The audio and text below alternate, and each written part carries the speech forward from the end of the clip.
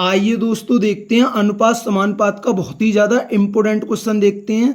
और मैं आपको बता दूं ये अनुपात समानुपात का बहुत ही ज़्यादा इम्पोर्टेंट क्वेश्चन है और समझने के ऊपर आधारित क्वेश्चन है और बहुत ही ज़्यादा अच्छा क्वेश्चन है। तो देखते हैं क्वेश्चन है, रनीता की आय का 40% भास्कर की आय के 56% के बराबर है। यदि रनीता की आय उसकी वर्तमान आय से 800 रुपये अधिक होती है और भास्कर की आय उसकी वर्तमान आय से 2000 रुपये अधिक होती है तो रनीता और भास्कर की आय का अनुपात 4:3 होता। रनीता और भास्कर की वास्तविक संयुक्त आय क्या है, मतलब दोनों की मिलकर संयुक्त आय क्या है, ठीक है ना। अब उसने क्या बोला है, रनीता, तो मतलब आर से दर्शा लेता हूं, रनीता की आय का 40% और भास्कर मतलब बी से दर्शा लेता हूं उसके नाम के पहले अक्षर से, भास्कर की आय के 56% के बराबर है, ठीक है ना। क्या बराबर है, परसेंटेज से परसेंटेज कट गया, 8 पंजे 40, 8 सत्ते 56। तो रनीता और भास्कर की जो आय उसका अनुपात कितना आ गया, तो ये कितना आ गया 7 और ये कितना आ गया 5, ठीक है ना, क्योंकि बराबर में एक दूसरे के मान होते हैं। आर का मान 7 होगा और बी का मान 5 होगा, ठीक है ना। अब देखिए उसने क्या बोला था, रनीता की आय का 40% भास्कर की आय के 56% के बराबर है। तो रनीता और भास्कर की जो आय का अनुपात कितना है वो 7:5 है। अब ये अनुपात है तो अनुपात में कुछ ना कुछ छिपा होता है, तो मैंने मान लिया अनुपात में ए छुप रहा है, ठीक है ना। मैंने मान लिया अनुपात में क्या है, ए छुप रहा है। कोई दिक्कत, आप बोलोगे भैया कोई दिक्कत नहीं है, ठीक है ना।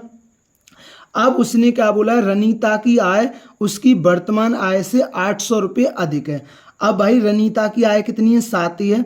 रनीता की आय कितनी है भाई, 7 ही है। और रनीता की आय उसकी वर्तमान आय से 800 रुपये अधिक है, तो कितनी हो गई, इतनी हो गई। अब और क्या बोला, भास्कर की आय, भाई भास्कर की आय कितनी है, 5 ही है। भास्कर की आय 5 ही है। और उसने क्या बोला, भास्कर की आय उसकी वर्तमान आय से कितना है, 2000 अधिक है, ठीक है ना, 2000 अधिक है। तो रनीता और भास्कर की आय का अनुपात कितना है, हमारे हिसाब से अनुपात इतना और क्वेश्चन में कितना है, 4:3 है। तो यहाँ से ए का मान निकाल लीजिए, तो कितना आ जाएगा, 7 तिया 21 और 8 तिया 24, मतलब 2400। और ये कितना आ गया, 4 पंजे 20 ए और 2 चौक 8 मतलब 8000, ठीक है ना। ये प्लस का इधर आके माइनस का, 21 ए में से 20 ए गया तो ए बचा, ये प्लस का उधर जाके माइनस का, तो 8000 में से 2400 जाएगा तो कितना बचेगा, 5600 बचेगा, ठीक है ना।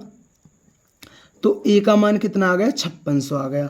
रनीता और भास्कर की वास्तविक संयुक्त आय पूछी है। अगर देखिए समझिए, अगर वो पूछता कि भास्कर की आय कितनी है तो इसमें गुणा कर देते, ठीक है ना। आप 5 ही में तो कितना आ जाता, 5 6 30 25 और 3 28, तो 28,000 आ जाता। और ऐसे ही इसकी निकाल देते, ठीक है ना। इसमें भी आप 5600 की गुणा कर देते, ठीक है ना। तो ये कितना आ जाता, 7 6 42 और 7 5 35, तो ये आ जाता आपका 39,200 आ जाता, ठीक है ना। रनीता की आय कितनी आ जाती, 39,200 आ जाती। कोई दिक्कत, आप बोलोगे भैया कोई दिक्कत नहीं है, ठीक है ना। या तो आप अलग अलग निकाल कर जोड़ दो या एक संग ही निकाल दो। तो एक संग कितनी होगी, 7 और 5 12 ही होगी, ठीक है ना। क्योंकि क्या बोला, रनीता और भास्कर की वास्तविक संयुक्त आय तो कितनी है, 12 ही है, 12 ही है। और ए का मान कितना है, 5600 है। तो इनकी संयुक्त आय कितनी होगी, रनीता और भास्कर की, तो 12 6 72 का 2, 12 पंजे 60 और 67, तो कितनी होगी, 67,200 होगी, ठीक है ना। तो दोस्तों ये अनुपात समानुपात का बहुत ही ज़्यादा इंपॉर्टेंट क्वेश्चन था, समझने के ऊपर आधारित क्वेश्चन था। मैंने आपको क्वेश्चन अच्छी तरीके से समझा दिया है, ठीक है ना। अगर अलग अलग पूछे तो इसकी कितनी आ जाएगी, 28,000 आ जाएगी, किसकी, भास्कर की।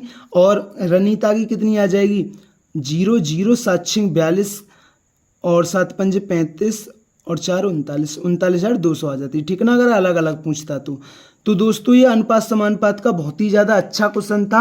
अगर दोस्तों वीडियो अच्छी लगी हो तो वीडियो को जरूर लाइक किया करें, चैनल पर नए हैं तो चैनल को जरूर सब्सक्राइब किया करें। थैंक यू दोस्तों।